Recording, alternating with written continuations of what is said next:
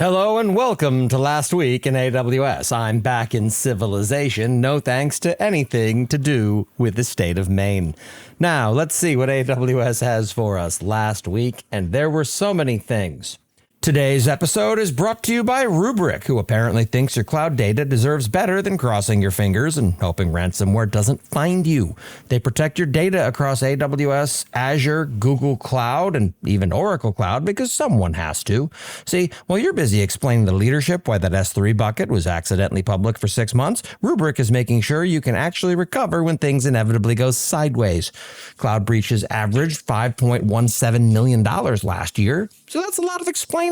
Check out Rubrik.com/SITC before circumstances require you to. Reduce Docker image build time on AWS Code Build using Amazon ECR as a remote cache. That's right, AWS just discovered that caching Docker layers speeds up builds, a revelation that's only been standard practice since 2015. Unlock real-time advertising insights with Amazon Marketing Stream in AWS. AWS admits what we all knew. They want your advertising data flowing through their pipes so you can pay Amazon to analyze how much you're paying Amazon to advertise on Amazon. It's vertical integration dressed up as insights, and the only guaranteed winner is AWS's revenue stream. Now, I do trust they won't peek at customer data, but I don't trust that they won't make everything worse as the enshittification continues. AWS introduces self-service invoice correction feature, finally admitting their billing is so Byzantine that even they can't get it right the first time. This feature is just AWS outsourcing invoice QA to customers who've already spent hours deciphering the line items. At least you can fix their mistakes yourself now instead of waiting 3 billing cycles for support to respond. We'll ignore the part where you misspelled my name, but sure, the bill is probably correct, is the reaction of probably 0 customers. Part 6, effective sunset of the legacy data platform in BBVA, the migration methodology. AWS publishes a 6-part epic about BBVA's data platform migration like it's the Lord of the Rings of cloud migration. Spoiler, they moved stuff to AWS and turned off old systems. You're going to have to go read a bunch of separate background lore to figure out how much consulting revenue got generated writing this novel when lift and shift, then optimized, would have fit in a blue sky skeet. AWS Identity Center now supports customer-managed KMS keys for encryption at rest. That's right, they let you bring your own encryption keys to IAM Identity Center, which is great for compliance checkboxes, but terrible for your KMS bill. Every API call now costs you money, and given how chatty identity systems are, congratulations on your new line item that'll mysteriously grow 30% quarter over quarter.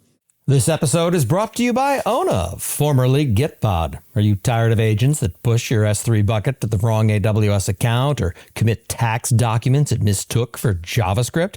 Introducing ONA, where coding agents run in parallel in isolated sandboxes in your VPC. With private Amazon Bedrock model support that your corporate overlords might actually approve of. Launch agent fleets with workflows to bulk open pull requests to finally tackle that Java migration you started in 2019. Head to ona.com and get $200 of free credits using the code LASTWEEK in AWS. Beyond Bootstrap. Bootstrapless CDK deployments at GoDaddy.